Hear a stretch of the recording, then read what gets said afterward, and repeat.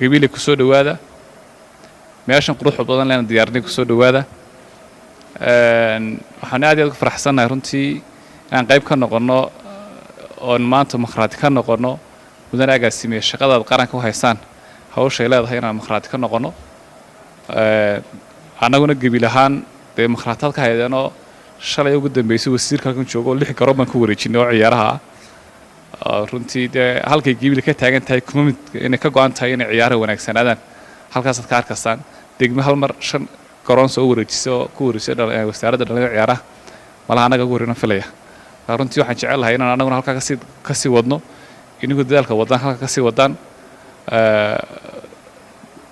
waxaanaynu haynaa waa dhalinyaro teamkan halkan fadhiya oo maayarku ugu hogaaminaya waa dhalinyaro that means marka wax cadaan ah oo loo u dhaqaanay dhinacii horumarka marka dhalinyarta la empower gareeyo ee laga fikiro waqtigooda ee laga fikiro sportskooda laga fikiro waxbarashadooda runtii wadanka iyo dadku inoo hagaagayaan intiin halkan fadhidaana dee malaayiin baad u tihiin hormood kumaan baad gacanta ku haysaan dhalinyaro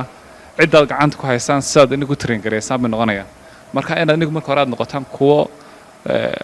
garanaya weyga loo dhaqaaqayo ayaa horta aad u muhiima agaasimi hawsha qaadateen ah in dadkii la sii train gareeyana kuwani waxay majority wax gobolada ay gacanta ku hayaan degmada hoos yimaada ha noqoto Gibili ha noqoto maxaan ku dhahay Wajaale ha noqoto maxaan ku dhahay allay baday ha noqoto Arabsiyo intii runtii iyo inta kale Hargeysa ka timaadayba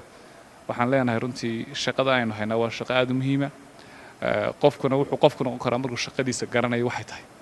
haddii uu qofku shaqada loo diray una garanayn runtii dee kan uu tababarayana wax weyn oo badan oo macna u soo kordhin mayso marka inay ninka qaataan 10 inaga saacidaya sida u train garin lahaydeen dhalinyarta xukuntaan runtii wax aad iyo aad u muhiim ah